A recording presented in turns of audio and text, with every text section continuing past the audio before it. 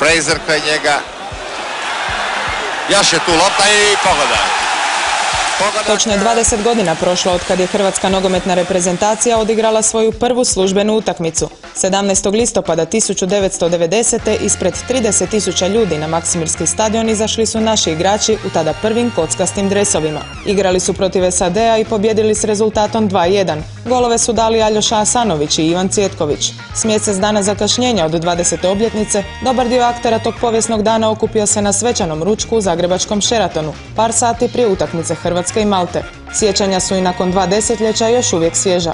Osjećaj ponosa, slave, osjećaj naboja velikoga, biti sudionik takve povijesne utakmice, čast je i zadovoljstvo. Pa iako je prošlo odmak od 20 godina, osjećaji su još uvijek prisutni i lijepo je vidjeti ovdje ove ljude, direktne aktere te utakmice, moji suigrači, stručni stožer. Jedna sjajna uspomena. Ja kažem ponovo da sam počašćen što sam imao tu privilegiju da nastupim za tu danas već povijesnu utakmicu. Mislim da smo svi došli baš srcem, više nego glavom i isplatilo se. To se očitovali u rezultatu?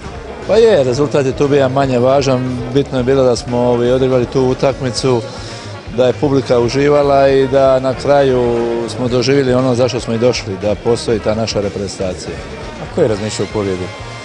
Razmišljao je samo da te utakmice protekne u ovom jednom lijepom okruženju, tako i bilo. A pobjeda je došla sama od sebe. Koliko se sjećam, mislim da je bila velika euforija tada vladala u Zagrebu. Praktički još uvijek je postojala ona bivša Jugoslavija, tako da niko nije ni vjerovao da Hrvatska može odigrati jednu takvu utakmicu i kada je to krenulo u jednu realizaciju, bili smo svi zainteresirani da budemo dio svega toga što se pred 20 godina desilo i mislim da je tako Hrvatska sa tom utakmicom kasnije ušla i u samu povijest. Nekadašnje igrače u Sheraton je došao pozdraviti i jedan od najvjernijih navijača.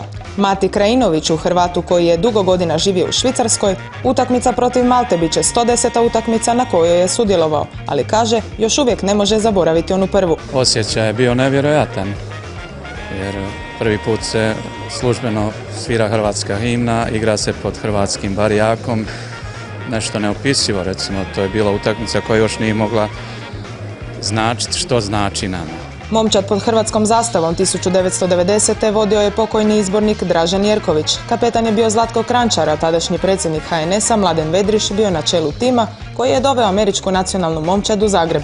Kad smo mi odlučili kasnije prvi razvrgnuti odnose sa Fudbalskim savezom, to je bio jasan putokaz svim sportovima da Hrvatska ima samo jednu opciju, da bude samostalna jer sve ostalo je za nas postalo ne samo rizik, nego teret. Vedrić se prisjetio i kako je sam predsjednik predsjedništva Jugoslavije Stjepan Mesić s 15 minuta zakašnjenja došao ravno iz Beograda na utakmicu. I to je potvrdilo, ja bih rekao, još na jedan način u kojem mjeri zapravo politika i nogomet idu zajedno. Rudi Zavrl, tadašnji delegat utakmice, u protokolu je zapisao da je riječ o međudržavnoj utakmici. Prema tome, znajte da je to bio prvi signal zapravo iz svjetske diplomacije, prvenstveno američke, da Hrvatsku poštuje ustavno gledano, ne zaboravimo da smo bili udruženi u jednu zajedničku državu, međutim sa svojom samosvojnošću i pravom na samostalnost. Unatoč kašnjenju mjesec dana od pravog datuma 20. obljetnice, lijepo je da se HNS odlučio prigodno prisjetiti ovog događaja. Poštovani gledalci, ovo je završetak našeg komentara iz Maksimira. Doviđenja!